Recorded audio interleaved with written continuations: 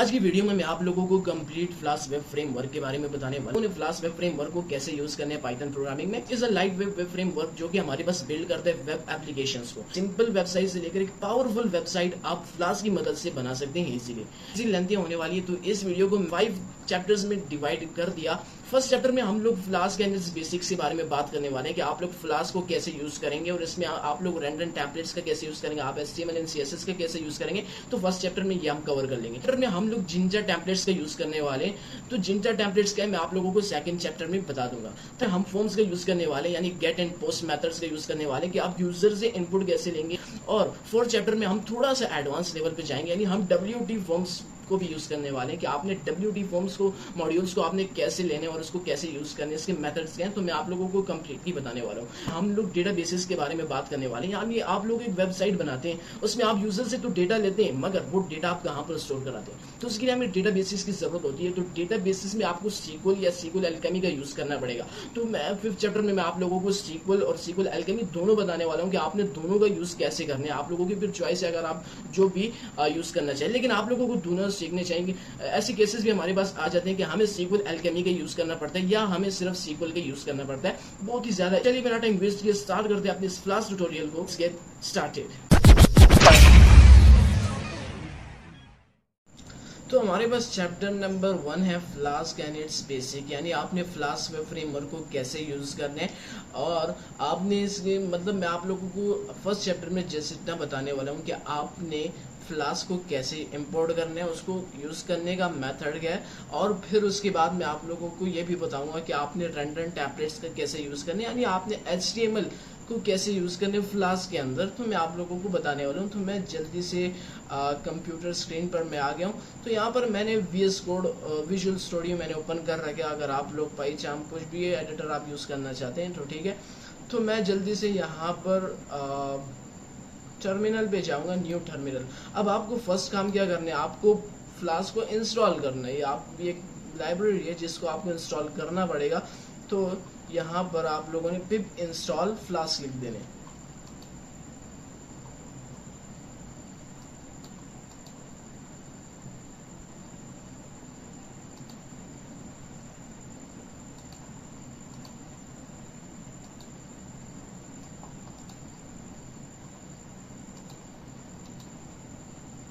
तो आप लोगों ने यहाँ पर जस्ट पिप इंस्टॉल फ्लास्क लिख देने और आपने एंटर कर देने। तो ये आपके पास इंस्टॉल हो जाएगा। मेरे पास ऑलरेडी इंस्टॉल है, आप लोगों के पास इंस्टॉल हो जाएगा।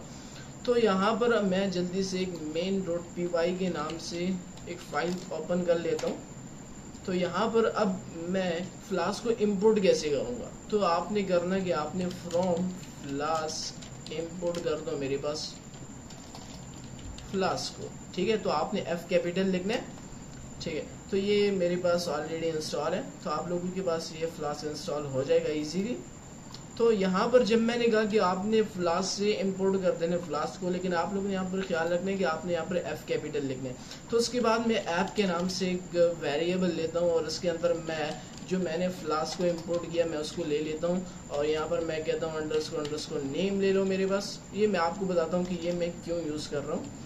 तो यहाँ पर अंडरस्कोर नेम ले लेने। तो ये चीज़ तो मैंने बना ली।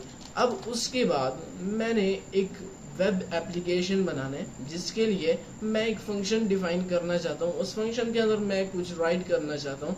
उसके बाद क्योंकि मैं टेक्स्ट फॉर्म में एक वेब बनाना चाहता हूँ तो मैं यहाँ पर एक फंक्शन डिफाइन करूँगा मेन या होम के नाम से, ठीक है। तो इस फंक्शन में मैं यहाँ पर अगर आप लोगों ने यहाँ पे कुछ जो आप लोगों को HTML का यूज करना पड़ेगा तो मैं कहूँगा रिटर्न कर देना मेरे पास H1। अगर आप लोगों को थोड़ी बहुत HTML आती है तो आप इजीली कर पाएंगे। तो मैं कहता हूँ this is my first web app in my life, ठीक है। तो मैंने ये टेक्स्ट लिख दिया और H1 में, ठीक है, हो गया। तो आपने मेरे पास ये रिटर्न कर देना और आपने इसको एक स्ट्रिंग की फॉर्म में रिटर्न करना है स्पेस, ठीक है। तो मैं यहाँ पर अब यहाँ पर जो मैंने ऐप कहा कि मेरे पास app is equals to flask है और मैंने यहाँ पर फ्लास्क में इंपोर्ट किया तो मैं चाहता हूँ कि वो मेरे पास इधर आ जाए। तो मैं यहाँ पर @ लगाऊंगा। आप लोगों ने तो डेकोरेटर्स के बारे में पढ़ा होगा, अगर आप लोगों ने बेसिक्स ऑफ पाइथन पढ़े तो आप लोगों को डेकोरेटर के बारे में पढ़ा होगा। तो मैं यहाँ पर app.root कर देता हूँ और रूट में आप बैकस्लैश को दे दें, ठीक है। अब रूट्स क्या होते हैं, अब आप लोगों ने मान लीजिए आप लोगों ने देखा होगा आपके पास जब आप एक वेबसाइट ओपन करते हैं तो वहां पर आप लोगों के पास कोई भी बटन आ जाता है, आप जब उस पर क्लिक करते हैं तो आप सेकंड पेज पे चले जाते हैं। अब आप कैसे चले गए, तो ये रूट्स की मदद से आप चले गए। रूट्स का ये होता है कि एक URL टाइप होता है कि आपके पास एक URL टाइप आएगा और जैसे ही आप उस बटन पे क्लिक करेंगे तो दूसरा URL ओपन हो जाएगा, तो उसका पेज ओपन हो जाएगा। तो इसी तरह रूट का यही बेसिकली वर्क है। और अगर आप लोगों को मैं फर्दर आगे बताऊंगा, जब हम लोग आगे जाएंगे तो मैं आप लोगों को बताऊंगा कि URL को आपने रूट को कैसे यूज करना है, आपने राउटिंग कैसे करनी है, आपने एक पेज से दूसरे पेज कैसे जाना है, ठीक है। ये कम्प्लीटली मैं आप लोगों को बताने वाला हूँ।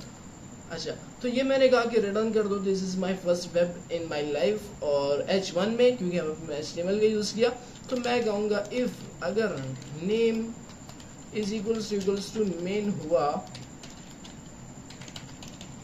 ठीक है, तो इस कंडीशन में आपने app.run कर देना, debug is equals to true कर देना। अब इस लाइन का मतलब क्या है, आप लोग जब भी कोई फंक्शन डिफाइन करते हैं आप उस फंक्शन को कॉल करते हैं, ए फंक्शन रन हो जा तो वो फंक्शन रन हो जाता है, वरना फंक्शन रन नहीं होगा। अगर मैं इस चीज को नहीं यूज करता तो मैं नहीं बोल सकता, अब यू नहीं समझेगा कि मुझे कमांड क्या मिले, क्या मैं रन हूँ क्या मैं नहीं, लेकिन मैंने कहा ए ऐप रन हो जा तो वो रन हो गया। तो मैं इस फंक्शन को, इस फाइल को मैं रन करता हूँ, तो आप लोगों के पास यहाँ पर एक URL टाइप आपके पास एक लिंक आएगा, आपने उसको कॉपी एंड पेस्ट कर देना। तो ये रहा, तो मैं इसको ओपन कर लेता हूँ। तो ये मेरे पास आ गया कि this is my first web in my life. अगर ये आप लोगों की लाइफ में फर्स्ट वेब है तो आप सभी को कॉन्ग्रेट्स, अगर नहीं है तो भी कॉन्ग्रेट्स, अगर है तो फिर आप जल्दी से कमेंट सेक्शन में लिखें कि कॉन्ग्रेचुलेशन, लिखते हैं बस काफ़ी है। तो ये हमने एक वेबसाइट हमने बना ली, वेब एप्लीकेशन हमने बना ली कि this is my first web in my life, और हम लोगों ने फ्लास्क का यूज़ किया यहाँ पर, तो बहुत बढ़िया। अब यहाँ पर तो हम HTML कोड सारा यूज नहीं कर सकते, यानी आप लोग डिजाइनिंग करना चाहिए, आप CSS का यूज करना चाहिए, आप आगे फर्दर बटन्स का यूज करना चाहिए, आप बहुत से ऐसे फंक्शंस का यूज करना चाहिए, तो क्या आप इस रिटर्न में लिखते जाएंगे? नहीं, ये फ्लास्क आपको ये नहीं, इसमें आप लोग HTML फाइल्स को भी यूज करते हैं, लेकिन उसके लिए एक रूल है कि आप लोगों को यहाँ पे एक अलग से फोल्डर बनाना पड़ेगा टेम्पलेट्स के नाम से, ठीक है। आपने एक फोल्डर बना लिया टेम्पलेट्स के नाम से, उस फोल्डर के अंदर आपने कोई भी HTML फाइल लिख देनी है, ठीक है। मैं index.html, या मैं एक काम करता हूँ फ्लास्क चैप्टर नंबर 1.html, ठीक है। तो ये मैंने बना लिया। तो मैं एक काम करता हूँ, यहाँ पर मैं लिख देता हूँ HTML कोड, और यहाँ पर मैंने लिखा कि मेरे पास टाइटल हेलो है और बॉडी में आप लोग लिखते हैं हेलो वर्ड। तो मैं एक काम करता हूँ, मैं वही चीज़ लिख देता हूँ, या I am from HTML file. तो मैं यहाँ पर ये लिख देता हूँ, ठीक है। तो मैंने H1 में ये लिख दिया। अब इस फाइल को मैं कैसे यूज़ करूँगा, मतलब मैं फ्लास्क के अंदर इस फाइल को लाना चाहता हूँ, यानी इस फाइल में मेरे पास बहुत सी कोडिंग है, मैंने डिज़ाइनिंग की है, मैंने वेब पेजेस में काम किया है। तो मैं यहाँ पर इस फाइल को कैसे लाऊंगा फ्लास्क के अंदर, तो इसके लिए आपको रैंडम टेम्पलेट का यूज़ करना पड़ेगा। तो इसको आपको फर्स्ट इम्पोर्ट करना पड़ेगा। तो आपने यहाँ पर जो रिटर्न है इसमें आपने जस्ट लिखना है रैंडम टेम्पलेट, और इसके अंदर आपने HTML जो फाइल है उसका नाम लिख देना flask_1.html, ठीक है। तो मैं इसको सेव कर देता हूँ और इस फाइल को भी सेव कर देता हूँ। तो मैं इस दोबारा से, तो ये कहते हैं I am from HTML file. तो मैंने HTML फाइल को फ्लास्क के अंदर यूज कर लिया इजीली, ठीक है। तो आपने रैंडम टेम्पलेट का यूज करने, आप लोग यहाँ पर कोई भी HTML फाइल इजीली दे सकते हैं। तो अब मैं आप लोगों को बताता हूँ कि ये तो हो गया फ्लास्क, आपने बेसिक्स सीख ली कि आपने फ्लास्क को यूज़ कैसे करने पाइथन में। तो ये उसका कोड है, आप लोगों ने फंक्शन डिफाइन किया, आपने पहले तो रूट लिया, ठीक है। रूट मस्ट है, आपने राउटिंग करनी पड़ेगी, ठीक है। इस तरह आप रूट के बगैर आप नहीं रन कर सकते। तो यहाँ पर मैंने कहा रिटर्न कर दो random template of flask_1.html file, जो कि मेरे पास ये फाइल है। इस फाइल के अंदर मैंने कोडिंग की हुई HTML में। मैंने यहाँ पर कहा कि आई एम फ्रॉम HTML5, यहाँ पर मैंने H1 में दिया, हेडिंग 1 में दिया, तो उसने मेरे पास रन कर दिया। तो उसके बाद मैं आप लोगों को बताता हूँ कि आप लोगों ने यहाँ पे रूट्स के बारे में आप लोगों को ज़रा कॉन्सेप्ट आप लोगों को क्लियर करा देता हूँ। तो यहाँ पर मान लीजिए मैं ऐड लिख देता हूँ या मैं हेलो लिख देता हूँ। मान लीजिए मैंने यहाँ पर बैकस्लैश के बाद हेलो लिख दिया और मैं इस फंक्शन को दोबारा से रन करता हूँ, इस फाइल को, सॉरी फंक्शन नहीं, फाइल को मैं दोबारा से रन करता हूँ, तो ये मुझे सेम उसी तरह एक URL दे देगा। मैं इसको कॉपी कर लेता हूँ या फॉरवर्डिंग, तो ये मेरे पास कह रहा है भाई not found the request URL not found on the server event। ठीक है, तो ये मुझे बता रहा है कि ये आपके पास है ही नहीं। तो मैंने तो यहाँ पर सही दिया, मैंने यहाँ पर कहा कि भाई आप रैंडम टेम्पलेट कर दो मेरे पास flask.html1 flask_1.html को, और यहाँ पर कोड भी सही है, कोई मिस्टेक नहीं है। तो एरर किस चीज़ का है? तो मैंने यहाँ पर मैंने हेलो भी साथ में लिखा है। तो आप लोगों ने क्या करना है, आप लोगों ने यहाँ पे जस्ट जाके आप लोगों ने यहाँ पर बैकस्लैश और हेलो लिख देने, ठीक है। तो ये मेरे पास आया गया आई एम फ्रॉम HTML5। तो अब ये कैसे वर्क करते हैं, आप लोगों ने यहाँ पर तो रूट दे दिया कि भाई आप ये रूट है, तो आपने वो चीज़ कंप्लीट करनी पड़ेगी। ये आपके पास जस्ट मतलब ये लिंक है, ये आपके पास जस्ट इधर तक होगा, इससे आगे नहीं। तो आपको जो चीज़ आप लोगों ने यहाँ पर रूट में दिया, तो आप लोगों को वो साथ में राइट करना पड़ेगा आप लोग। उसके बाद मैं आप लोगों को बताता हूँ, अगर आप लोग यहाँ पर मान लीजिए मैं यहाँ पर एक काम करता हूँ, मैं यहाँ पर कहता हूँ नेम, ठीक है, और यहाँ पर भी मैं नेम ले लेता हूँ, ठीक है। तो मैंने यहाँ पर एज अ पैरामीटर ले लिया और इसको मैंने greater than less than sign मैंने टेक्स्ट की मदद से मैंने यहाँ पर लिख दिया। अब इसका क्या मतलब है, मैं इसको सेव कर देता हूँ, तो मैं इसको दोबारा से रन करता हूँ, ठीक है।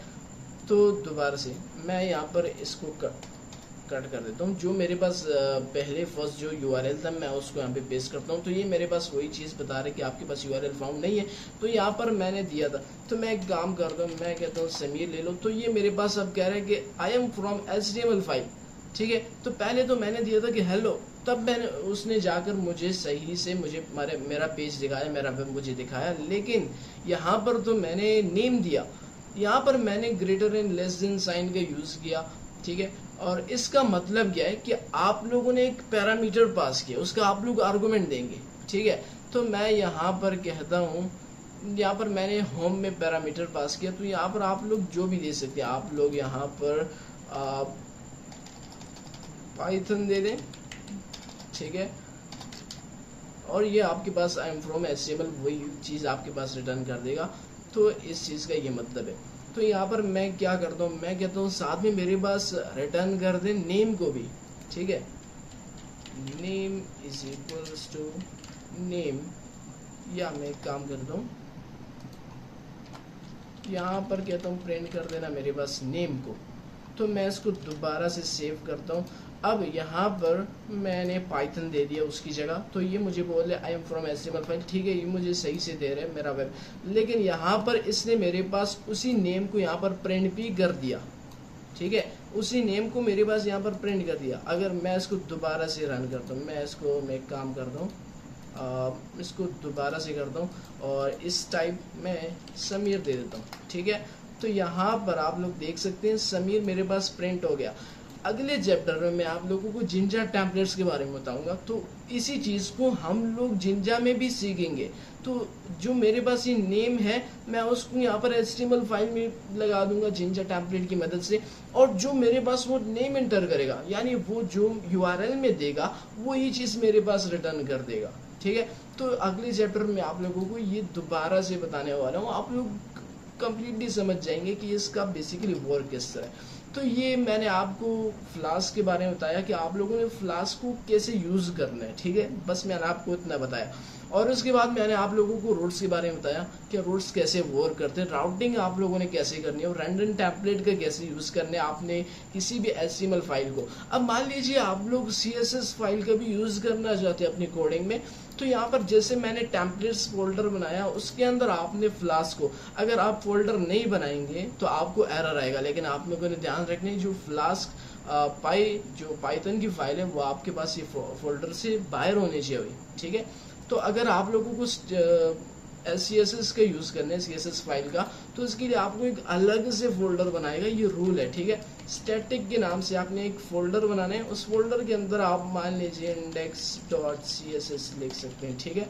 आप लोग CSS में यूज कर सकते हैं, आपको लोगोस चाहिए, आपको इमेजेस चाहिए, आपको पिक्चर्स चाहिए, तो आप वो स्टैटिक फोल्डर में आप लोग सेव करेंगे और फिर उसको आप HTML या पाइथन में आप लोग उसको यूज कर सकते हैं। वरना आपके पास एरर आएगा अगर आप यहाँ पर फोल्डर्स का ध्यान नहीं रखेंगे। आप लोग main.py के साथ ये मतलब पाइथन फाइल के साथ ये आपने HTML फाइल लिख दी तो आपके पास एरर आएगा। आप लोगों ने इस बात तो अब उसके बाद हमारे पास जो सेकंड चैप्टर है कि जिंजा टेम्पलेट्स को आपने कैसे यूज करना है। अगर मैं आप लोगों को जिंजा टेम्पलेट की एग्जांपल दूं, आप लोग मान लीजिए आप लोग की कोड है जो कि आप लोग पाइथन में लिखते हैं और आप उसको यूज करना चाहते हैं HTML में, तो उसके लिए आपको जिंजा टेम्पलेट्स का यूज करना पड़ेगा। जिंजा टेम्पलेट को आपको जस्ट करली यानी डबल करली ब्रेसेस से रिप्रेजेंट करना पड़ेगा और वो आपके पास एक जिंजा टेम्पलेट हो गया। मान लीजिए आप लोग एक कोड लिखना चाहते हैं, आप लोग कोई भी चीज पाइथन के अंदर, तो उसको आप इजीली HTML में जिंजा टेम्पलेट की मदद से लिख सकते हैं। अपने कोड को आप लोग वहाँ पर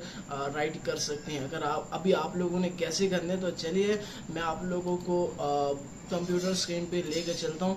तो यहाँ पर मैंने बेसिक तो मैंने आपको बता दी कि आपने फ्लास्क वेब फ्रेमवर्क को कैसे यूज करना है, तो मैं इन सब चीज़ों को रिमूव कर देता हूँ, ठीक है।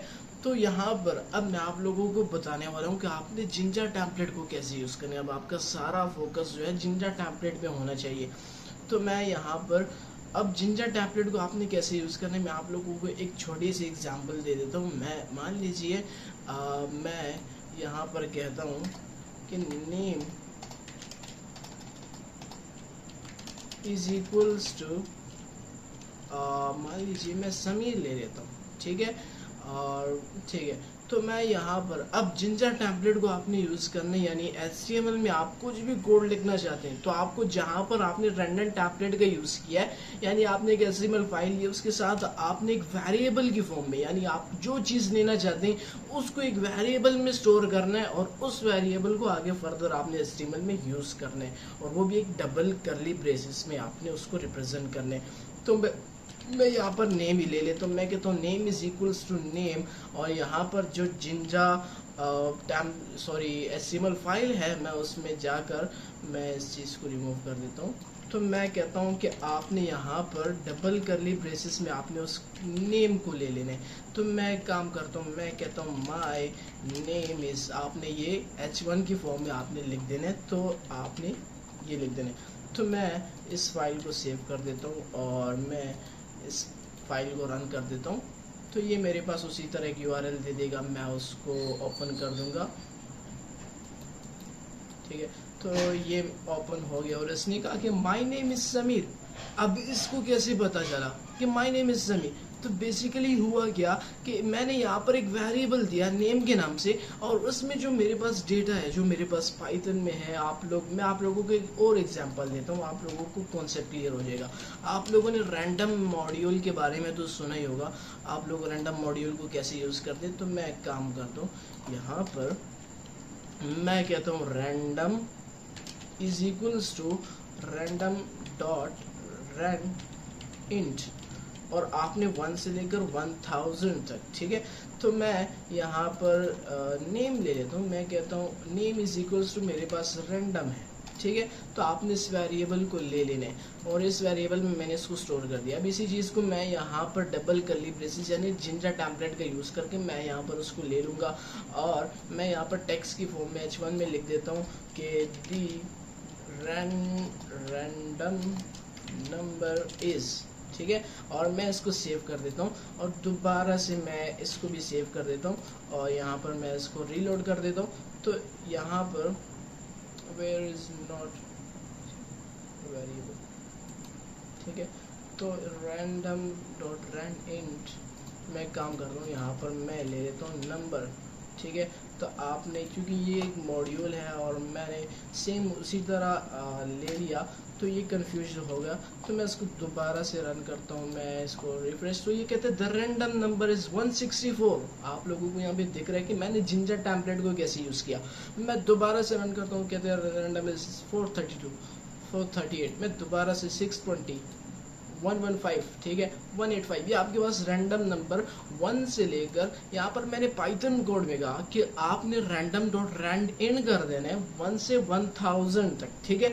और मैंने उसको वेरिएबल नेम में स्टोर कर दिया, दैट्स इट। और उसके बाद मैंने जाकर HTML फाइल में उसको डबल करली ब्रेसेस में रिप्रेजेंट किया कि भाई ये मेरे पास जिंजर टेम्पलेट है, इसको आपने रिटर्न करना है, ठीक है। तो मैंने उसको इस तरह यूज कर लिया। अब आप लोग जिंजर टेम्पलेट की मदद से आप HTML में लूप्स का यूज कर सकते हैं। हाँ बिल्कुल लूप्स का यूज कर सकते हैं। आप लोग कंडीशंस का भी यूज कर सकते हैं। ये तो कंडीशन और लूप जो है ये आप लोग को पाइथन में यूज करते हैं कि फॉर दिस वन और इफ दिस वन, ठीक है। तो आप लोग इन दोनों का HTML में भी यूज कर सकते हैं। अब वो कैसे, तो मैं आप लोगों को वो भी साथ में बता देता हूँ। तो मैं एक काम करता हूँ, यहाँ पर मैं इस चीज को रिमूव कर देता हूँ, ठीक है। और इसको भी, ठीक है, आप इसको भी ले लें, ठीक है। तो मैं यहाँ पर फॉर एग्जाम्पल मैं डेटा के नाम से एक वेरिएबल बनाता हूँ और उसमें मैं एक डिक्शनरी लेता हूँ।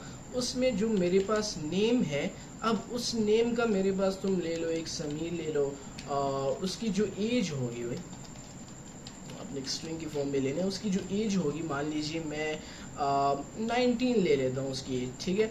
और मेरे पास एक और नेम है जो मेरे पास है, मैं पाइथन को ले लेता हूँ, ठीक है। और इसमें जो इसकी एज है उसको आपने 14 ले लेने, ठीक है।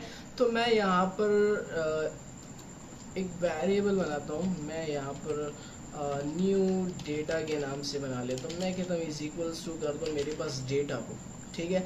तो मैंने ये कर दिया।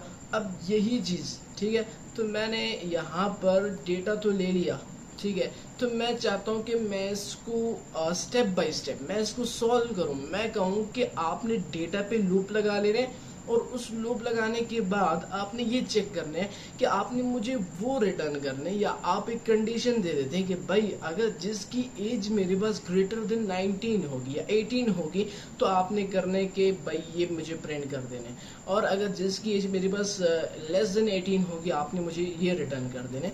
तो ये काम मैं इधर भी कर सकता हूँ, लेकिन मैं चाहता हूँ कि मैं HTML में ये काम करूँ, ठीक है। तो मैं यहाँ पर मैं आप लोगों को ये कोड दिखा देता हूँ, ठीक है। तो यहाँ पर बेसिकली वर्क कैसे हुआ, मैंने कहा कि H2 में लिख दो यूजर लिस्ट विद एजेस, ठीक है। और यहाँ पर अब मैंने यहाँ पर लूप का यूज करना चाहा। आप लूप लगाएंगे तो उसमें फिर फर्दर आप कंडीशंस लगाएंगे, आप इस तरफ डायरेक्टली किसी लिस्ट या डिक्शनरी पर आप लूप नहीं लगा सकते। तो मैंने यहाँ पर कर्ली ब्रेसेस में और परसेंटेज का आपने साइन सिंबल आप लोग को लगाना पड़ेगा, स्टार्टिंग में भी और एंडिंग में भी, ठीक है। और उसमें मैंने कहा कि फॉर यूजर इन यूजर्स, मैं एक काम करता हूँ यहाँ पर जो है मैं इसको यूजर्स कर देता हूँ, मेरे पास ये वेरिएबल है। आपने क्या करना है, फॉर यूजर इन यूजर्स, जो मैंने यूजर्स में डेटा को लिया आपने उस पर लूप लगा लेने और एक लिस्ट की फॉर्म में, ठीक है। तो यहाँ पर हम HTML पे ज़्यादा फोकस नहीं करेंगे, हमारा मेन टारगेट फ्लास्क है और हम फ्लास्क को समझेंगे, हमने फ्लास्क को यूज़ कैसे करने। तो यहाँ पर मैंने कहा कि लूप डॉट इंडेक्स को ले लो, ठीक है। और यहाँ पर मैंने कहा जो मैंने लूप लगाया फॉर यूजर इन यूजर्स, जो यूजर है उसमें आपने डॉट नेम को ले लेना। अब यहाँ पर जो डिक्शनरी है उसमें मेरे पास नेम है, हाँ बिल्कुल है, ठीक है। और उसके बाद आपने लेने की यूजर डॉट एज, आपने एज को भी ले लेने। अब जब आपने ये ले लिया, अब उसके बाद ये मैंने डबल कर्ली ब्रेसेस का यूज किया, तो ये जिंजर टेम्पलेट है, मैंने उस चीज को ले लिया।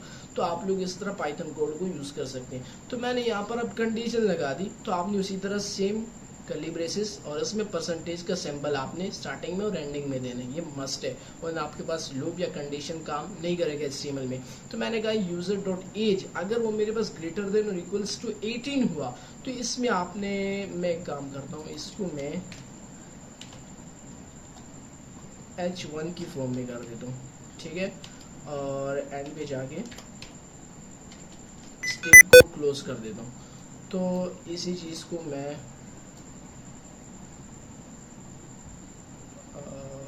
कॉपी कर लेता हूँ, ठीक है, और यहाँ पर भी मैं इस चीज़ को रख देता हूँ, ठीक है। तो मैं इसको भी इधर और यहाँ पर बैकस्लैश, तो ये आपने मेरे पास h1 में रिटर्न कर दिया। अगर यूजर डॉट एज मेरे पास ग्रेटर देन और इक्वल्स टू 18 हुआ तो आपने ये रिटर्न करना है, ठीक है। अगर एल्स मेरे पास ये ना हुआ तो आपने ये मेरे पास रिटर्न कर देने। और फिर जब आपने कंडीशंस का यूज किया, आपने लूप्स के यूज किया, आपने जिंजा टेम्पलेट को यूज करके आपने HTML में आपने लूप्स और कंडीशन लगाए, तो फिर आपने उसको एंड भी करना होगा। आप लोग यहाँ पर कहेंगे एक कर्ली ब्रेसेस में आप लोग परसेंटेज सिंबल आप लोग उसी तरह यूज करेंगे, और इसमें आप लोग कहेंगे एंड इफ, कि मेरे पास जो इफ कंडीशन है वो मेरे पास एंड हो गया, ठीक है। तो यहाँ से आगे नहीं चलेगा। तो उसके बाद मैंने लिस्ट को क्लोज कर दिया, आपने एक लिस्ट की फॉर्म में मुझे देने, और यहाँ पर मैंने कहा कि जब मेरे पास लूप जल गया तो आपने फिर आखिर में कहना है कि एंड फोर, के वो लूप जो है वो एंड हो गया, उसके बाद कुछ भी नहीं, आपने लूप नहीं लगाना। अगर आप ये नहीं देंगे तो ये बिल्कुल ठीक नहीं, तो आप लोगों को ये देना ही पड़ेगा। उसके बाद आप लोग अनऑर्डर लिस्ट को क्लोज करते टैग को। तो ये मैंने लूप्स का यूज़ किया। आपने लूप और कंडीशंस का कैसे यूज़ करने, आप लोग इसमें बार बार प्रैक्टिस करेंगे, अपने खुद से आप लोग इसमें ट्राई करेंगे। तो कहते हैं ना, प्रैक्टिस मेक्स परफेक्ट। जितना प्रैक्टिस करेंगे आप लोगों को उतना समझ में आएगा। तो मैं इसको सेव कर देता हूँ और इस फाइल को भी मैं सेव कर देता हूँ, ठीक है। तो मैं दोबारा से वहाँ जाकर मैं इसको रीलोड करता हूँ। तो ये मेरे को बता रहे स्ट्रिंग ले लिया और डेटा आपने डिक्शनरी के फॉर्म में लिया। तो मैं एक काम करता हूँ, मैं इस चीज़ को काट देता हूँ और मैं यहाँ पर एक लिस्ट की फॉर्म में ले लेता हूँ सारे डेटा को, ताकि मैं उस लिस्ट पे लूप लगा सकूँ और इजीली उसको। तो मैं इस चीज़ को डिक्शनरी के फॉर्म में ले लेता हूँ, इसको, ठीक है। और जो यहाँ से कॉमाज हैं इसको बाहर ले आता हूँ, ठीक है। That's it. और अब मैं उसको सेव करता हूँ और मैं इस फाइल को रन करता हूँ, रन पाइथन फाइल। तो ये मेरे पास पाइथन फाइल को रन कर देगा और मेरे पास यहाँ पर URL फिर से दे देगा। मैं इसको फॉलो कर लिंक कर देता हूँ। तो ये मेरे पास इसने कहा कि यूज़र लिस्ट विद एजेस, ठीक है। फर्स्ट इसने कहा कि समीर, जिसकी एज मेरे पास 19 है और ये मेरे पास एडल्ट है, क्योंकि मैंने यहाँ पर कंडीशन लगाया था कि भाई अगर आपके पास यूज़र की जो एज है अगर वो मेरे पास ग्रेटर देन 18 हुई और यहाँ पर समीर की एज मेरे पास 19 है, तो इसने मुझे रिटर्न कर दिया कि एडल्ट है, ठीक है। मैंने यहाँ पर ये कंडीशन दी थी। फिर मैंने कहा एल्स, अगर मेरे पास 18 से लेस देन हुआ तो इस कंडीशन में आपने मिनट एंटर कर देना है। तो दैट्स इट। यही कॉन्सेप्ट है जिंजा टेम्पलेट का। आप लोगों ने डबल कर्ली ब्रेसेस में पाइथन का कोड आप लोग इजीली राइट कर सकते हैं। मैं आप लोगों को सिंपल वर्ड्स में बता रहा हूँ और आप लोग फॉर लूप और कंडीशंस का भी यूज़ कर सकते हैं इजीली। आगे फर्दर हम जब चैप्टर नंबर 3, 4 फॉर्म्स का यूज़ करेंगे, WT फॉर्म्स का, डेटाबेसिस का, उसमें आप लोगों को जिंजा टेम्पलेट बहुत ही बढ़िया तरीके से समझ में आ जाएगा कि आपने इसको यूज़ कैसे करना है और आप लोग इसमें राउटिंग कैसे करेंगे, रोड्स कैसे बनाएंगे, आपने जिंजा टेम्पलेट्स को कैसे यूज़ करने जगह जगह पे। तो मैं आप लोगों को बताता जाऊंगा। अभी फिलहाल के लिए आपको बस इतना लर्न करना है कि आपने डबल कर्ली ब्रेसेस का यूज़ करना है, और अगर आप लोगों को लूप्स या कंडीशंस का यूज़ करना है तो आप लोगों को उसमें परसेंटेज सिंबल का भी यूज़ करना पड़ेगा स्टार्टिंग और एंडिंग में। और अगर आप लोगों को अभी समझ में नहीं आया तो आप लोगों को प्रैक्टिस की ज़रूरत है। आप लोग बार बार प्रैक्टिस करें तो आप लोगों को समझ में आ। तो अभी मैं आप लोगों को बताने वाला हूँ चैप्टर नंबर 3 में फॉर्म्स के बारे में, कि आपने फॉर्म्स को कैसे यूज़ करना है। फॉर्म्स का बेसिकली वर्क क्या है कि आप लोगों ने यूज़र से कैसे डेटा को लेना है, आपने पोस्ट कैसे करना है। आप एक फॉर्म के, अगर मैं आप लोगों को एग्जाम्पल दूँ, आप लोग कहते हैं ये एडमिशन की फॉर्म है, इसको फिल करना पड़ता है। तो इसी तरह हम लोग एक फॉर्म बनाते हैं और उसमें हम डेटा से यूज़र से डेटा लेते हैं, तो हम वो फॉर्म की शक्ल में बहुत ही ज़्यादा इजीली ले सकते हैं फॉर्म्स का यूज़ करके। मैं आप लोगों को तो सिर्फ सिंपल फॉर्म्स का यूजिंग में आप लोगों को बताऊंगा, और आगे नेक्स्ट चैप्टर में आप लोगों को WT फॉर्म्स के बारे में, जो कि एडवांस लेवल पर मैं आप लोगों को वो भी बताऊंगा कि आप लोग उसको कैसे यूज़ कर सकते हैं अपनी पाइथन। तो आप लोगों को जब भी फॉर्म्स का यूज़ करना होगा तो आप लोगों को यहाँ पर मेथड्स के नाम से लेना है, और इसमें ये आप लोगों ने यहाँ पे लेने, स्ट्रिंग भी फॉर्म में नहीं लेना। तो मेथड इज इक्वल्स टू एक लिस्ट की फॉर्म में मेरे पास तो एक गेट होगा और एक मेरे पास पोस्ट होगा, ठीक है। तो ये चीज़ें अब यहाँ पर मैं कहूँगा कि रिक्वेस्ट डॉट मेथड। अब आप लोगों ने यहाँ पर रिक्वेस्ट का यूज़ करना है तो आपको इसको इंपोर्ट करना पड़ेगा। तो method is equals to post हुआ तो इस कंडीशन में आपने क्या करना है, अगर request dot method is equals to post हुआ मेरे पास तो इस कंडीशन में मैं चाहता हूँ मैं यूज़र से एक नेम लूँ। मैं कहूँ कि रिक्वेस्ट डॉट फॉर्म, मेरे पास एक फॉर्म बना दो नेम के नाम से, ठीक है। और मैं सेकंड ईमेल ले लेता हूँ यूज़र से, मैं आप लोगों को एग्जांपल दे रहा हूँ। तो मैं रिक्वेस्ट डॉट फॉर्म में यहाँ पर आप लोग यूज़र से ईमेल ले लें। तो अब इस चीज़ को तो मैंने बना लिया। अब मैं चाहता हूँ कि मैं इस चीज़ को HTML में यूज़र को शो कराऊँ, मैं एक फॉर्म की शक्ल में। तो मैं यहाँ पर फॉर्म मैं राइट कर लेता हूँ। तो यहाँ पर मैंने फॉर्म लिया और उसका जो मेथड है वो मेरे पास पोस्ट है, ठीक है, वो मेरे पास पोस्ट है। और इस फॉर्म के अंदर अब आप लोगों ने जो जो चीज़ें यूज़र से रिक्वायर्ड करनी, मतलब आपने यूज़र से नेम पूछने, आपने ईमेल पूछने, तो आप यहाँ पर पूछ सकते हैं। तो मैं एक काम करता हूँ, मैं input type is equals to मैं कर देता हूँ टेक्स्ट, और जो मेरे पास नेम है वो मेरे पास उसका नेम है, ठीक है, जो कि मैंने यहाँ पे यूज़ किया। तो मैं उस चीज़ को यहाँ पे ले लूँगा। अब यहाँ पर मैं एक काम करता हूँ, यहाँ पर मैं लेबल का भी यूज़ करता हूँ। मैं कहता हूँ लेबल में आपने नेम को ले लेना है, इसको क्लोज कर देता हूँ। नेम को आपने ले लेना है और बैकस्लैश लेबल और आपने इसको क्लोज कर देना है। तो इस चीज़ को, और यहाँ पर मैं एक काम करता हूँ, ब्रेक का भी यूज़ कर लेता हूँ। ये ऐसा होगा ना कि आपके पास 2 लाइन ब्रेक कर देगा, नेक्स्ट लाइन पे आ जाएगा। तो ये मैं यूज़ कर लेता हूँ। अब इसके बाद मैं एक और लेबल का यूज़ करता हूँ, ईमेल। अब मेरे पास एक ईमेल रह गया, ठीक है। तो मैं यहाँ पर कहता हूँ ईमेल, ठीक है, और मैं इसको क्लोज कर देता हूँ। तो यहाँ पर मैं यहाँ यूज़र से दोबारा से मैं इनपुट लेना चाहता हूँ, मैं फॉर्म फिल कराना चाहता हूँ, और वो भी मैं ईमेल का। तो टाइप इज इक्वल्स टू मेरे पास वो टेक्स्ट की फॉर्म में होगा, और मैं नेम इज इक्वल्स टू कर देता हूँ ईमेल, वो मेरे पास ईमेल है, और मैं इसको क्लोज कर देता हूँ। और ब्रेक फंक्शन को मैं यहाँ पर भी यूज़ कर लेता हूँ। अब ये 2 चीज़ें तो मैंने यूज़ कर लिया। अब मैं चाहता हूँ कि मैं यहाँ पर एक सबमिट का बटन भी लगा दूँ। मैं एक काम करता हूँ, मैं दोबारा से इनपुट लेता हूँ, टाइप इज इक्वल्स टू कर दो मेरे पास सबमिट, और इसको क्लोज कर देता हूँ। तो मैं इस फाइल को सेव कर देता हूँ, और जो मेरे पास पाइथन फाइल है मैं उसको रन कर देता हूँ। तो यहाँ पर मेरे पास URL आ जाएगा, मैं उसको ओपन कर देता हूँ। हाँ, तो अब देखिए ये मुझसे पूछ रहे इंटर योर डिटेल्स, जो कि मैंने यहाँ पर H1 में दिया कि आप अपनी डिटेल्स को इंटर करें। और सेकंड मुझसे पूछ रहे कि नेम, तो ये लेबल है, और यहाँ पर मैंने इनपुट का यूज़ किया। आप लोगों ने पाइथन में भी पढ़ा होगा इनपुट फंक्शन का। तो यहाँ पर ये मुझसे पूछ रहे कि आप इंटर करें। एक फॉर्म की फॉर्म की शक्ल में मेरे पास आ गया कि आप ये फॉर्म फिल करें। ये यूज़र से कह रहे हैं आप ये फॉर्म फिल करें और सबमिट के बटन पे क्लिक कर दें। अब ये मेरे पास सबमिट नहीं हुआ क्योंकि हमने डेटाबेसिस का तो यूज़ किया नहीं है। तो हम लोग नेक्स्ट चैप्टर में हम लोग डेटाबेसिस को भी पढ़ने वाले हैं। जो हमारे पास यूज़र डेटा फिल करेगा वो हमारे पास डेटाबेस में स्टोर हो जाएगा, और फिर हम उसको शो भी करा सकते हैं, ठीक है। ये सारी चीज़ें हम लोग नेक्स्ट चैप्टर में पढ़ने वाले हैं।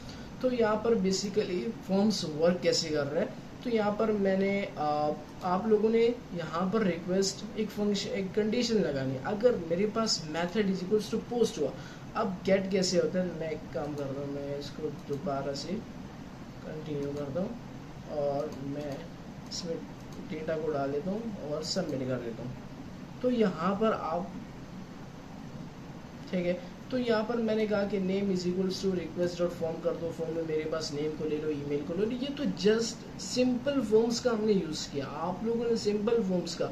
अगर आप लोगों को थोड़ा सा एडवांस लेवल पे फॉर्म्स का यूज़ करना है तो वो हमारे पास WT फॉर्म्स है। अब उसके फ़ायदे भी बहुत ज़्यादा हैं, वो हम नेक्स्ट चैप्टर में पढ़ेंगे कि आप लोगों ने WT फॉर्म्स को कैसे यूज़ करना है, और उसमें जो हमारे पास फीचर्स होंगे वो भी मैं आप लोगों को बताऊंगा। आप लोगों को मैं कंपैरिजन कराऊंगा कि सिंपल फॉर्म्स और WT फॉर्म्स में फ़र्क क्या है, और आप इन दोनों में से किसको चूज़ करेंगे यूज़ करना।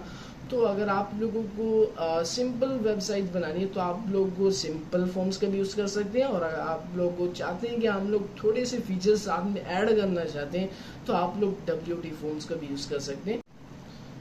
तो अब बारी है चैप्टर नंबर 4 यानी WT फॉर्म्स, जो कि एडवांस लेवल पर हम लोग फॉर्म्स का यूज़ करते हैं। अब इस फॉर्म्स का क्यों यूज़ करते हैं, हमारे पास पहले से सिंपल फॉर्म्स का हम यूज़ करते हैं, तो अब WT फॉर्म्स का क्यों यूज़ है। तो इसके बहुत ज़्यादा फीचर्स हैं। एक तो मैं आप लोगों को बता दूं कि ये CSRF प्रोटेक्शन के लिए भी ये WT फॉर्म्स का यूज़ किया जाता है। और सेकंड, आप लोगों ने तो देखा होगा, आप लोग किसी वेबसाइट को, आप वेब एप्लीकेशन को आप यूज़ कर रहे हैं, वहाँ पर आप लोगों से मांगा जा रहा हो कि भाई आप लोग यहाँ पे एंटर करें, और अगर आप लोग एंटर ना करें और आप सबमिट कर दें तो आप लोग के पास एक मैसेज आता है कि प्लीज़ फिल दिस वन। ठीक है, आप इसको फिल करें, आप जब तो फिल नहीं करेंगे ये आपके पास नहीं, इधर से नहीं आप जा सकते, तो आप उसको फिल करते हैं तो आपको अब वो मैसेज कैसे आते हैं। ये आप लोग कोई भी आप लोग को ईमेल डाल रहे हैं और इसमें आप @ साइन ना डालें तो आप लोगों को डायरेक्टली मैसेज दिखाते हैं कि भाई यहाँ पर आपने @ साइन नहीं दिखाया, आप लोग यहाँ पर @ साइन लगाए ताकि आपका ईमेल वैलिड हो जाए।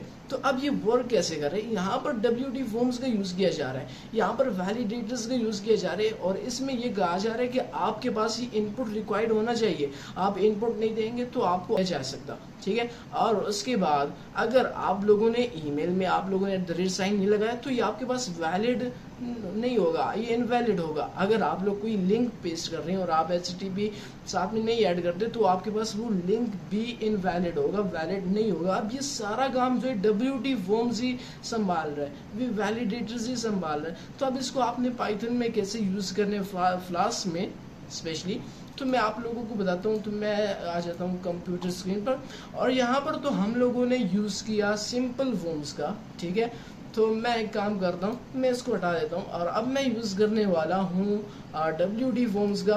तो उसके लिए आप लोगों को WT फॉर्म्स को इंस्टॉल करना पड़ेगा फर्स्ट ऑफ ऑल। तो आप लोगों को जस्ट यहाँ पे लिखना है पिप इंस्टॉल फ्लास्क और WTF, और जैसे इंटर मारेंगे आप लोगों के पास WTF फॉर्म्स आप लोगों के पास जो है मॉड्यूल लाइब्रेरी वो आपके पास इंस्टॉल हो जाएगा VS कोड में। अगर आप लोग को विंडोज़ में तो आप पिप का यूज़ करें, अगर आप लोग लिनक्स में तो आप लोगों को PIP3 का यूज़ करना पड़ेगा। तो आप लोगों के पास WTF इंस्टॉल हो जाएगा, और आपने उसको इंपोर्ट कैसे करना है, मैं कहूँगा फ्रॉम यहाँ पर मैं कहूँगा भाई WTF फॉर्म्स से इंपोर्ट कर दो मेरे पास फ्लास्क, या मैं एक काम करता हूँ, यहाँ पर आप लोगों ने क्या करना है, आपने फ्लास्क WTF में से आपने फ्लास्क फॉर्म को इंपोर्ट करने, और उसके बाद आप लोगों ने क्या करना है, आपने WT यहाँ पर आपने फॉर्म्स, आपने WT फॉर्म्स इंपोर्ट करने, आपने मेरे पास WT फॉर्म्स इंपोर्ट, आपने मेरे पास स्ट्रिंग फील्ड को मेरे पास लेना है। ठीक है, अब जो मैं नेम इंटर करेगा यूज़र वो मेरे पास एक स्ट्रिंग फील्ड की होना चाहिए। ठीक है, और मेरे पास एक सबमिट का बटन होगा, तो इसके लिए मैं यहाँ पर सबमिट फील्ड को भी इंपोर्ट कर देता हूँ। ठीक है, और उसके बाद मैं वैलिडेटर्स का यूज़ करूँगा, यानी जैसे यूज़र मेरे इनपुट को, यानी वो इनपुट नहीं करेगा और इसको इस तरह छोड़ देगा, तो वो मैसेज आएगा कि भाई आप इसको पहले फर्स्ट फिल करेंगे, तो इसके लिए आपको वैलिडेटर्स का यूज़ कर, मैं कहूँगा WT फॉर्म्स डॉट वैलिडेटर्स। उसमें वैलिडेटर में आप इंपोर्ट कर दो, मेरे पास इनपुट रिक्वायर्ड को कर दो, या आप डेटा रिक्वायर्ड को कर दो। इसमें बहुत से ऐसे वैलिडेटर्स हैं जिसको आप लोग यूज़ कर सकते हैं। तो मैं आप लोगों को यहाँ पर एग्जाम्पल दे रहा हूँ। तो आप लोगों ने इसके बाद यहाँ पर क्या करना है, आपने यहाँ पे कहना है ऐप डॉट सीक्रेट की इज इक्वल्स टू, अब यहाँ पर CSRF प्रोटेक्शन के लिए आपको यहाँ पर कोई भी सीक्रेट की आप डाल लें, मैं यहाँ पर सीक्रेट की डाल देता हूँ, ठीक है, मैंने डाल दिया। तो उसके बाद अब यहाँ पर आप लोगों ने क्लास बनानी है, ठीक है। जब भी आप WT फॉर्म्स का यूज़ करेंगे तो आपने क्लास बनानी है, उस क्लास के अंदर आपको जो जो चीज़ें आपको चाहिए, आपको नेम चाहिए वो भी स्ट्रिंग फील्ड में, आपको सबमिट बटन चाहिए वो आप क्लास के अंदर फॉर्म यूज़ करेंगे, ठीक है। तो मैं कहता हूँ नेम फॉर्म, ठीक है, मैं इसके नाम से एक क्लास बना लेता हूँ और इसके अंदर जो मैंने फ्लास्क फॉर्म को इंपोर्ट किया मैं उसको यहाँ पर डाल देता हूँ। तो इसके अंदर मुझे फर्स्ट चीज़ चाहिए, मुझे नेम चाहिए जो कि यूज़र इंटर करेगा और ये मेरे को स्ट्रिंग फील्ड में चाहिए, ठीक है, और ये मुझे एक स्ट्रिंग फील्ड में चाहिए और इसका जो है, ठीक है, आप नेम ले लें और आपने यहाँ पर वैलिडेटर का भी यूज़ करना है। तो मैं यहाँ पर कहता हूँ वैलिडेटर्स इज इक्वल्स टू, आप लोगों ने इनपुट रिक्वायर्ड का यूज़ करना है, ठीक है। और उसके बाद मैं यहाँ पर कहता हूँ सबमिट इज इक्वल्स टू, आपने सबमिट फील्ड को यूज़ करना है और इसमें आपने जस्ट सबमिट, ये मेरे पास एक लेबल है, ठीक है, जो मैं यहाँ पर नेम और सबमिट, ये मेरे पास लेबल है जिसको मैं HTML में यूज़ करूँगा, तब मैं आप लोगों को बताऊँगा कि मैंने इसको कैसे यूज़ किया।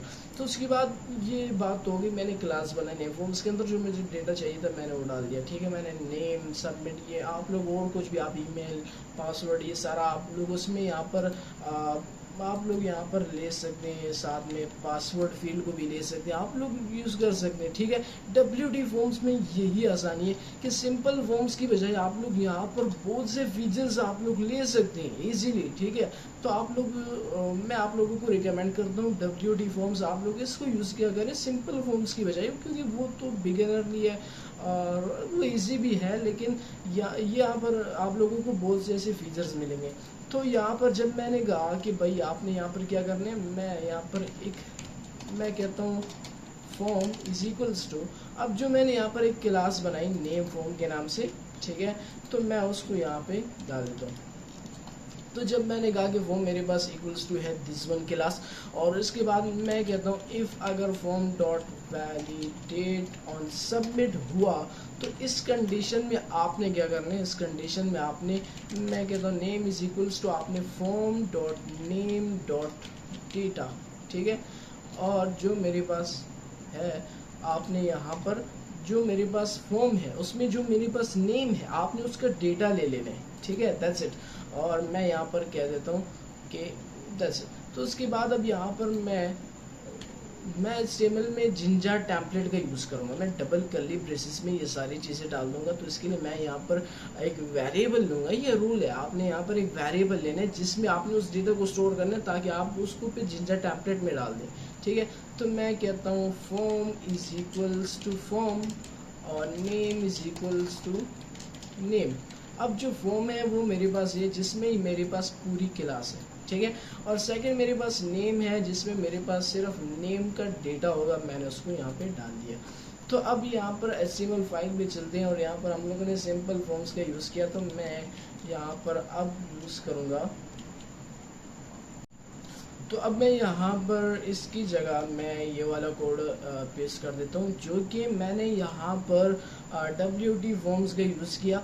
तो यहाँ पर मैंने कहा हिडन अंडरस्कोर टेक जो कि मेरे पास वो सीक्रेट की है, ठीक है, तो मैंने उसको तो यहाँ पर मैंने कहा form dot name dot label, मेरे पास जो नेम का लेबल है मेरे पास तुम वो ले लो, ठीक है, जो मेरे पास इसका नेम है उसका जो लेबल है। अब यहाँ पर आप लोग ये भी यूज़ कर सकते हैं, आप कहते हैं label is equals to this one, आप लोग ये भी यूज़ कर सकते हैं, ठीक है। तो मैंने कहा डॉट लेबल, मेरे पास फर्स्ट लेबल को ले लो, फिर उसके बाद आपने फॉर्म डॉट नेम को ले लेना है, जो मेरे पास फॉर्म है उसमें आपने नेम को ले लेना है दिस वन, ठीक है, और उसके बाद आपने फॉर्म डॉट सबमिट, फिर आपने उसी फॉर्म में जो मैंने कहा कि फॉर्म में आपने उसमें सबमिट को ले लेना है, ठीक है। मैंने यहाँ पे कह दिया कि ये फॉर्म मेरे पास इक्वल्स टू दिस क्लास, अब इस क्लास में ये सारी चीज़ें, ठीक है, तो मैं उसको ले सकता हूँ। तो यहाँ पर मैंने डबल कर्ली ब्रेसेस में कहा जिंजा टेम्पलेट में कि आपने भाई क्या करना है, आपने डॉट सबमिट बटन को ले लेना और फिर आपने फॉर्म को क्लोज कर देना है। मैं कहता हूँ कि WT फॉर्म्स बहुत ही ज़्यादा ईजी है सिंपल फॉर्म से। सिंपल फॉर्म में आप लोग क्या करते हैं, आप यूजर से इनपुट लेते थे, आप लोग name is equals to this one है, उसका टाइप आपने ये रखना है, लेकिन आप लोग WD फॉर्म्स में डायरेक्टली आप लोग ले सकते हैं। आप लोग जिंडर टेम्पलेट में यहाँ पर आप लोग मेंशन कर दें कि आप लोगों को इनपुट रिक्वायर्ड चाहिए, आपको पासवर्ड चाहिए, आपको ईमेल चाहिए, आपको ये चाहिए, आपको वो चाहिए, तो आप लोग यहाँ पर HTML फाइल में डायरेक्टली उसको यूज़ कर सकते हैं। तो यहाँ पर मैंने कंडीशन का भी यूज़ कर दिया। अगर मेरे पास नेम हुआ तो इस कंडीशन में आपने क्या करना है, हेलो मेरे पास नेम कर देना। जो नेम होगा उसको आपने जिंडर टेम्पलेट में यूज़ कर लिया और आपने एंड इफ कर देना। ठीक है, मेरे पास जो इफ कंडीशन वो एंड हो गया। यहाँ पर एक काम करता हूँ, मैं यहाँ पर कहता हूँ कि form dot name dot data is equals to मेरे पास नन है। ठीक है, और मैं यहाँ पर कहता हूँ कि आपने जो नेम दिया वो मेरे पास, मैं यहाँ पर मैं कहता हूँ ये मेरे पास नन है। और मैं एक काम करता हूँ, यहाँ पर इसकी जगह एम्प्टी दे देता हूँ, क्योंकि मेरे पास अगर नेम ना हुआ तो इस कंडीशन में मेरे पास ये क्लियर हो गया, यहाँ पे कुछ भी नहीं होगा, खाली होगा। अच्छा, तो यहाँ पर हमारे पास सबसे बड़ी गलती हमसे ये हुई कि हमने यहाँ पर दिया कि jinja.html फाइल को रन कर दो, लेकिन यहाँ पर मेरे पास जो फाइल है वो wt forms.html है। तो यहाँ पर बहुत बड़ी गलती हुई, तो मैं यहाँ पर जल्दी से चेंज कर देता हूँ wtf forms.html all is well। मैं इसको सेव कर देता हूँ और दोबारा से मैं इस को रीलोड करता हूँ। तो हाँ, ये बिल्कुल ये मुझसे पूछ रहे इंटर यूर नेम, भाई तुम अपना नेम इंटर करो। मैंने कहा मोहम्मद समीर खान और मैं सबमिट कर देता हूँ। तो ये कहते हैं हेलो मोहम्मद समीर खान। तो इसने बेसिकली वर्क कैसे किया, मैंने यहाँ पर WT फॉर्म्स का यूज़ किया और मैंने यहाँ पर दिया नेम और सबमिट दिया कि मैंने कहा स्ट्रिंग फील्ड में ले लो मेरे पास इसको सबमिट फील्ड में ले लो। मैंने वैलिडेटर्स का यूज़ किया कि आपने इनपुट रिक्वायर्ड करना है। तो मान लीजिए मैं इसको दोबारा से रन करता हूँ और मैं यहाँ पर कुछ भी नहीं देता। मैं जैसे ही कहूँगी, ये कहते हैं please fill out this field, आप इस फील्ड को फिल करेंगे तभी आप सबमिट कर पाएंगे। तो अगर आप ये सिंपल फॉर्म्स में करेंगे तो आप उस पर कंडीशन लगाते जाएंगे कि भाई अगर ये हुआ ये नहीं हुआ तो आपने ये मैसेज देना है, ये मैसेज देने। लेकिन WT फॉर्म्स आप लोगों को ये फीचर्स अवेलेबल है, आप लोगों को दे देगा।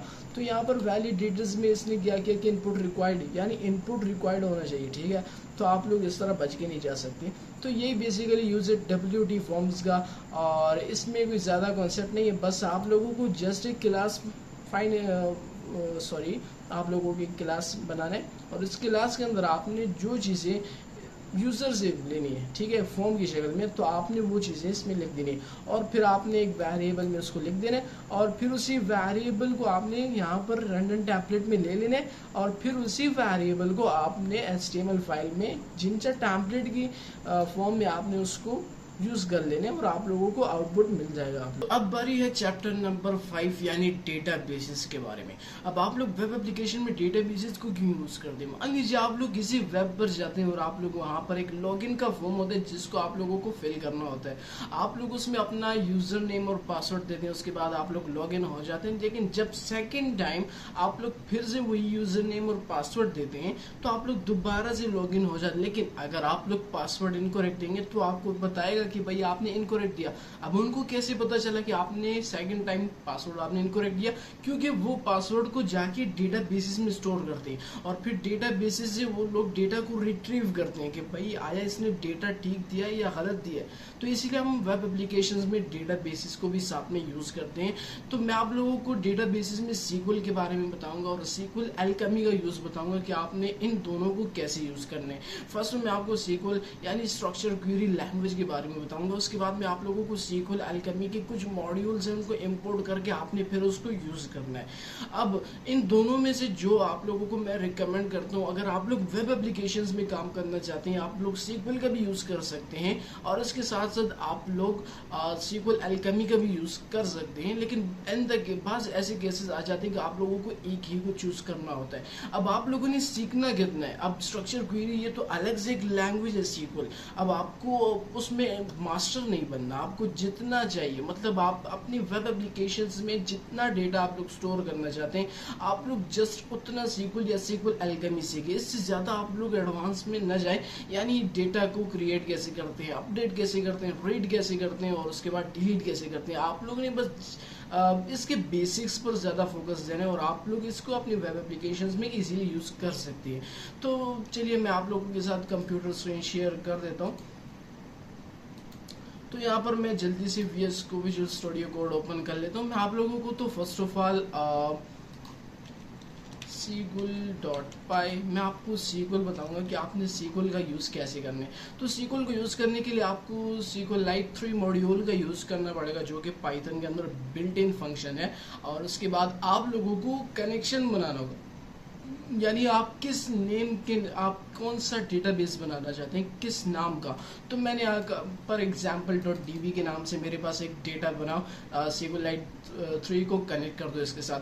और उसके बाद मैंने कर्सर को ले लिया। अब मैं यहाँ पर कर्सर.execute को, अब ये जो कोड लिखा है ये SQL का कोड है। मैंने कहा कि क्रिएट कर दो मेरे पास टेबल। अब यहाँ पर आप टेबल का नाम यहाँ पर दे दें, और अगर इफ़ नॉट एग्जिस्ट, अगर वो मेरे पास एग्जिस्ट ना हो तो आपने यूजर्स के नाम से टेबल बना ले।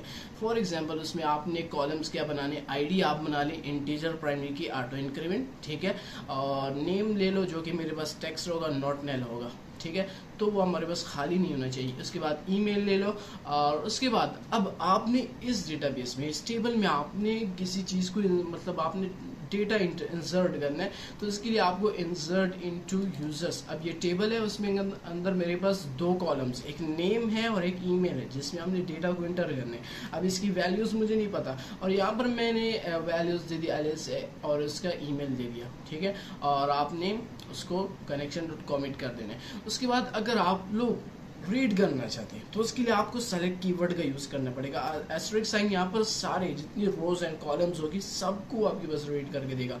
तो फ्रॉम यूजर्स टेबल से मेरे पास सबको फैच कर दो, और मैंने लूप लगाया कि फॉर रो इन रोज, जितनी भी रोज हैं सब पर मैंने लूप लगाया और सब मेरे पास वापस रिटर्न कर दो। अब इसमें आप लोग अपडेट का भी यूज़ कर सकते हैं, डिलीट का भी यूज़ कर सकते हैं। उसमें ज़्यादा कोई इतनी, आपने जस्ट कर्सर डॉट एग्जीक्यूट और उसके बाद आपने यहाँ पर SQL का कोड लिख देना है। तो यहाँ पर अगर आप अपडेट करना चाहते हैं तो आप अपडेट भी कर सकते हैं, ठीक है।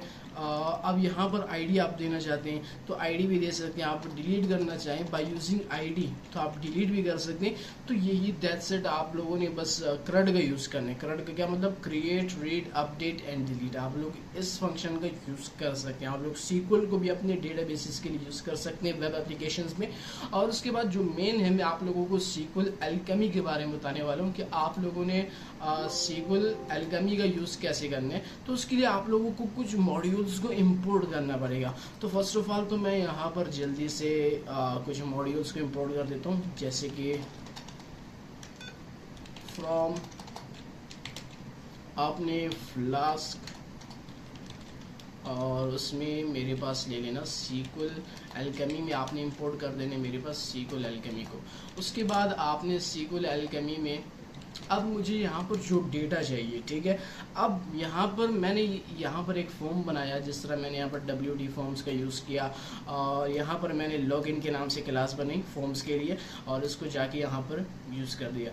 तो मैं बेसिकली यहाँ पर आप लोगों से ये कह रहा हूँ कि यहाँ पर मैं 2 चीज़ें इंटर करना चाहता हूँ लॉगिन में। एक यूज़र नेम होगा और उसके साथ मेरे पास ईमेल होगा, उसका पासवर्ड होगा, ठीक है। ये चीज़ें मैं इंटर करना चाहता हूँ। और यहाँ पर मैंने ऑलरेडी फॉर्म्स बनाए रखे हैं कि यूज़र नेम होगा, ईमेल होगा, पासवर्ड होगा, सबमिट का बटन होगा। लेकिन जब यूज़र इंटर करेगा यूज़र नेम, ईमेल, पासवर्ड, तो ये चीज़ें मेरे पास कहाँ पर स्टोर हो गई।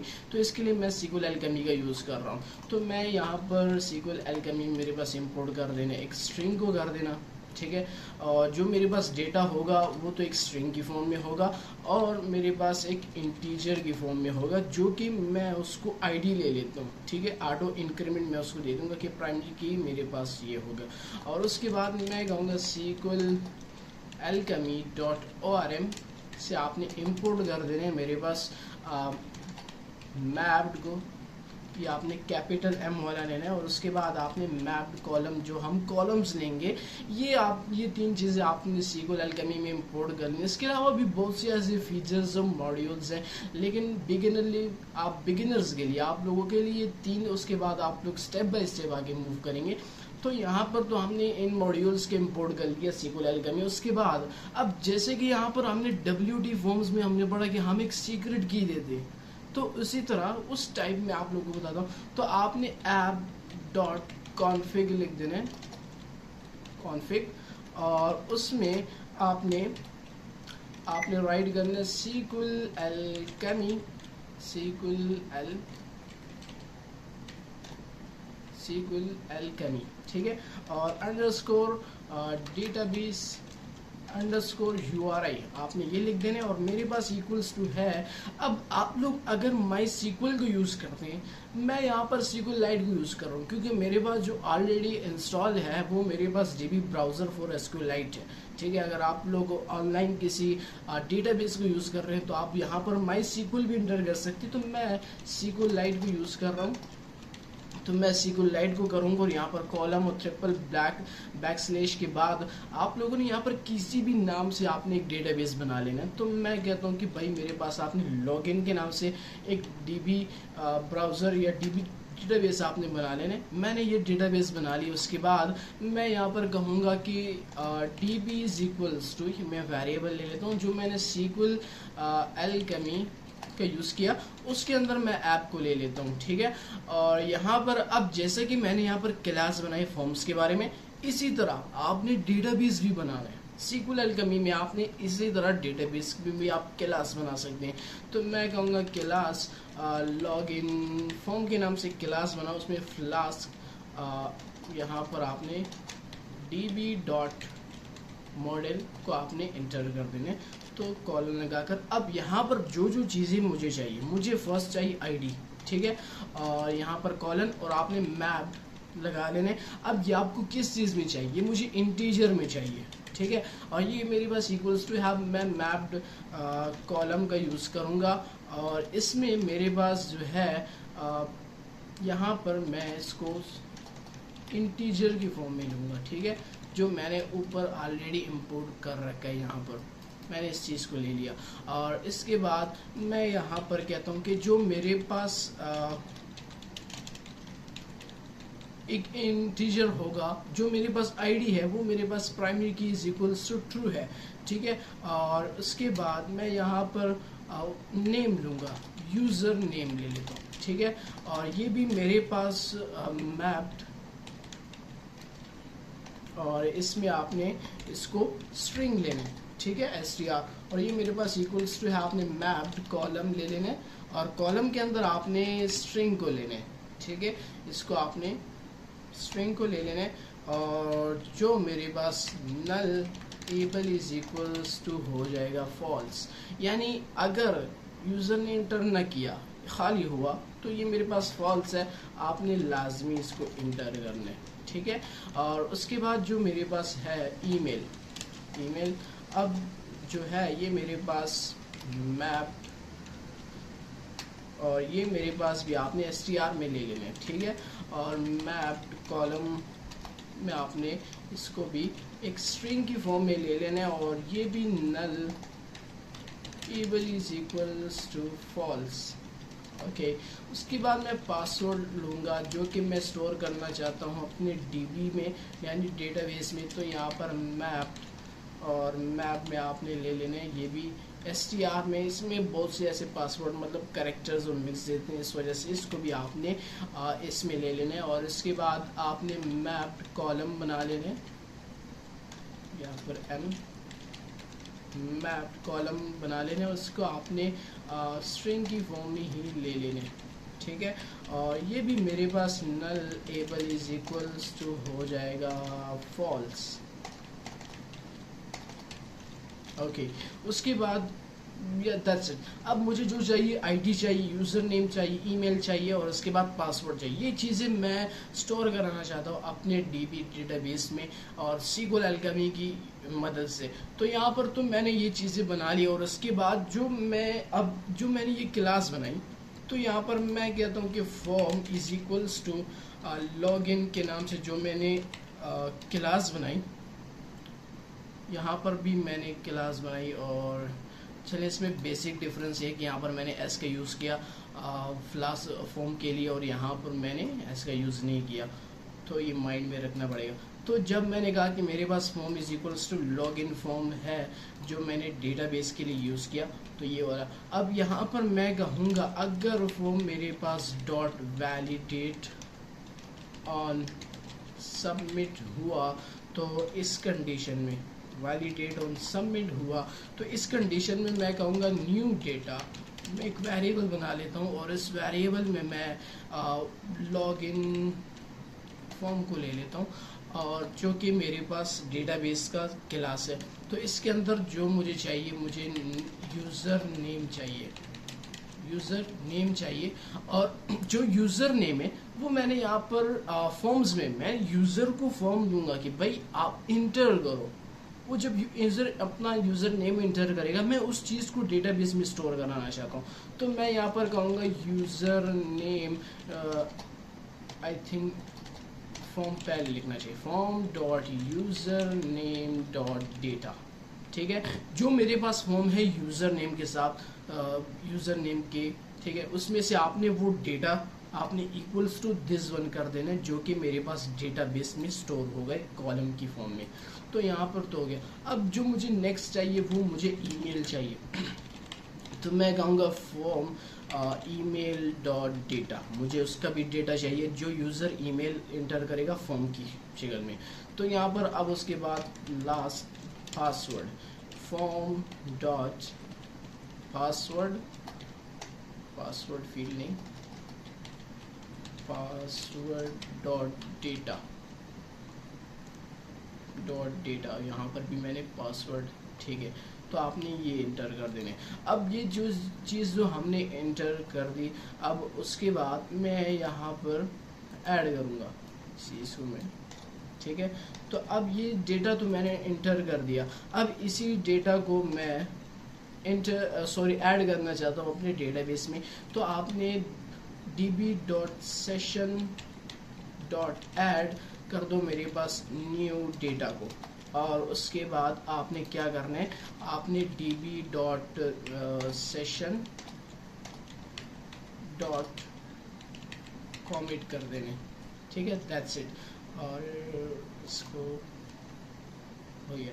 तो ये चीज़ तो हमने यूज़ कर ली, और यहाँ पर जो मैं लूँगा फॉर्म इज इक्वल्स तो अब ये मेरे पास वो फॉर्म है जिसका मैं यूज़ करूँगा जिंजा टेम्पलेट का, और उसको मैं home.html में जाके यहाँ पर मैंने कहा form dot user name dot label ले लो। फर्स्ट मेरे पास लेबल लेना, फिर ब्रेक कर जाना, फिर फॉर्म ले लेना यूज़र नेम का, फिर आपने ईमेल का लेबल लेने, उसके बाद फिर आपने ईमेल का फॉर्म ले लेना, फिर उसके बाद पासवर्ड लेबल लेने, फिर उसके बाद पासवर्ड का फॉर्म ले लेना, उसके बाद आपने सबमिट का बटन बता देना। तो यहाँ पर एक एरर तो हमारे पास ये है कि हमने प्राइमरी की स्पेलिंग गलत लिखी थी, और उसके बाद यहाँ पर हम लोगों ने form is equals to login form हम लोगों ने डेटाबेस का नहीं देना था, यहाँ पर आप लोगों ने फॉर्म्स का देना। मैं यहाँ पर एक काम करता हूँ, मैं लॉगिन डेटाबेस कर देता हूँ, ठीक है, ताकि इजी हो इसको समझने में। तो मैं कहता हूँ लॉगिन डेटाबेस, ठीक है, आपने इसको ले लेने, और यहाँ पर आपने लॉगिन फॉर्म्स को ले लेने। मैं कहता हूँ form is equals to this one, label is equals to false, ठीक है, ओके। और यहाँ पर एक और स्पेलिंग मिस्टेक आपने यहाँ पर LE को बाद में लिखने। तो मैं इसको दोबारा से रन कर देता हूँ।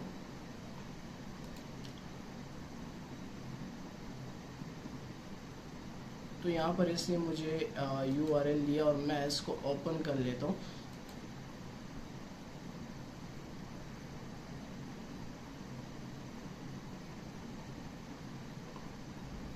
तो ये ओपन हो गया, और यहाँ पर ये मुझसे पूछ रहे कि भाई आपके यूज़र नेम और ईमेल और पासवर्ड में यहाँ पर अपना ईमेल डाल देता हूँ, मैं इसको सबमिट करता हूँ।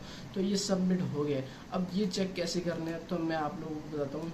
जिस जगह पर आप लोगों का प्रोजेक्ट है और उसमें आप लोगों के पास यहाँ पर एक फ़ोल्डर बन जाएगा इंस्टेंस के नाम से, और हमने लॉगिन के नाम से एक डेटाबेस बनाया था। मैं इसको ओपन कर लेता हूँ, और यहाँ जब तक ओपन होता है मैं आप लोगों को यहाँ पर बता देता हूँ कि आप लोगों ने अब इसके बाद मैं आप लोगों को जो चीज़ बताने वाला हूँ कि आपने डेटा को रीड कैसे करना है।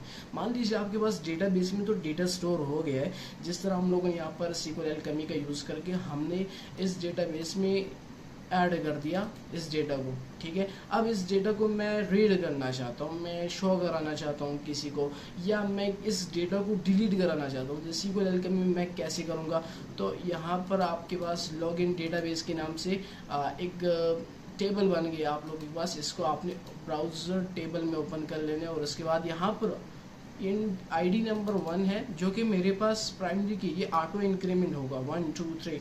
और उसके बाद इसने यूज़र नेम, ईमेल, पासवर्ड सबको मेरे पास इधर इसने स्टोर कर दिया, ठीक है, डेटाबेस में इसने मेरे पास सेव कर दिया। अब मैं चाहता हूँ कि भाई मैं ये डेटाबेस शो कराऊँ, तो शो कराने के लिए मैं यहाँ पर जिस चीज़ का यूज़ करूँगा, फर्स्ट ऑफ ऑल तो मैं आपको बताऊँ कि आपने डेटाबेस को शो कैसे कराने। तो शो कराने के लिए मैं उसी डेटाबेस को जो मेरे पास लॉगिन डेटाबेस है, मैं कहूँगा .query.all कर दो, यानी डेटाबेस को तुम ले लो फ़िलहाल के लिए। और इसके अंदर जितने भी मेरे पास रोज़ हैं मैंने उस पर लूप लगा लिया, ठीक है, जितने भी मेरे पास लॉगिन होगी मैंने उस पर लूप लगा लिया। और मैंने कहा कि जो मेरे पास रिजल्ट है उसमें आप तुम लोग इंक्रीमेंट करते जाओ, ऑटो इंक्रीमेंट। अब ये आप लोगों ने बेसिक्स ऑफ पाइथन में पढ़ा होगा कि कैसे काम करता है। तो इसमें लॉगिन में .id को ले लेना, उसके बाद लॉगिन .यूज़र नेम और ईमेल को ले लेना और पासवर्ड को ले लेना। तो उसके बाद मैं यहाँ पर कहूँगा कि अगर मैं डिलीट करना चाहता हूँ तो आपने क्या करना है, मैं आप लोगों को बताता, आप लोगों ने यहाँ पर डिलीट, अब ये मेरे पास ये रूट है, ठीक है, यहाँ से मैंने इस रूट को कंट्रोल किया। जब वो डिलीट के बटन पे क्लिक करेगा तो ये वाला जो फंक्शन है ये इस फंक्शन में आ जाएगा, यानी इस रूट पे आ जाएगा। अब इस रूट में जो मेरे पास है वो डिलीट फंक्शन है, जो मैंने एक फंक्शन डिफाइन किया। और यहाँ पर मैंने देखी इंट लो मेरे पास आईडी को, आईडी तो है मेरे पास इंटीजर, तो उसके बाद मैंने यहाँ पर एज अ पैरामीटर उसको पास किया। तो मैंने कहा कि रिकॉर्ड मेरे पास इक्वल्स टू है लॉगिन डेटाबेस। आपने लॉगिन जो मेरे पास डेटाबेस है जिसमें वो टेबल है, यहाँ पर आप लोगों को मैं दिखा देता हूँ दोबारा से। मेरे पास जो लॉगिन डेटाबेस है ये मेरे पास एक टेबल है, ठीक है।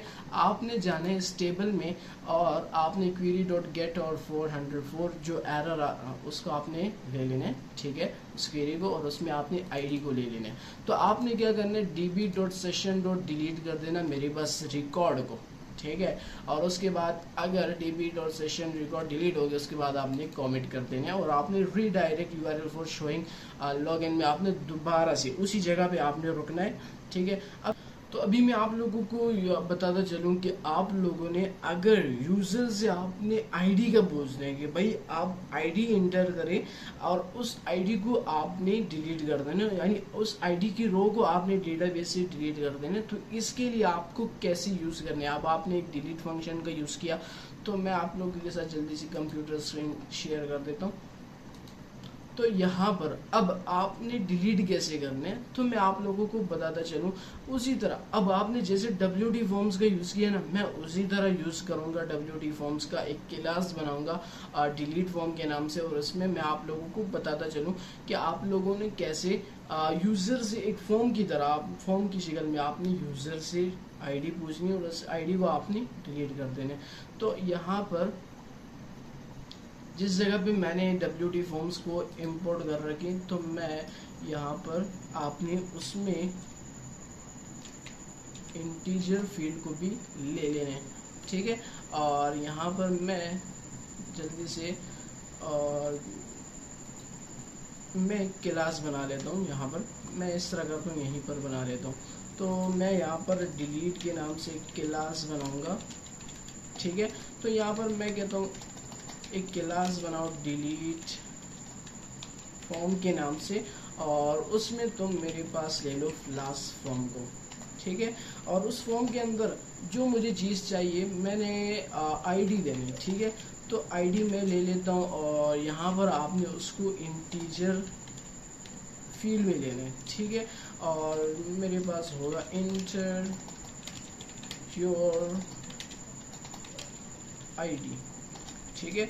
आपने आईडी इंटर करनी है और उसके बाद मैं वैलिडेटर्स का यूज़ करता हूँ। मैं कहता हूँ कि validator is equals to input required. आपने यानी आपने इनपुट तो देने, आप लोग खाली नहीं दे सकते, यूज़र खाली नहीं देगा। जब वो डिलीट करना चाहे किसी भी आईडी की रो को तो आपको वो फिल करना पड़ेगा। और उसके बाद मैं डिलीट बटन के नाम से या सबमिट के नाम से और बना लेता हूँ, और यहाँ पर आपने सबमिट फील्ड का यूज़ करना है और आपने इसमें सबमिट को लिख देना है, ठीक है। तो ये क्लास तो मैं बना ली और उसके बाद मैं यहाँ पर एक फंक्शन, जल्दी से एक फंक्शन डिफाइन कर देता हूँ। उससे पहले तो मैं रूट का यूज़ करूँगा। मैं कहूँगा ऐप डॉट रूट, और उसमें आपने बैकस्लैश, और मैं यहाँ पर डिलीट लिख देता हूँ।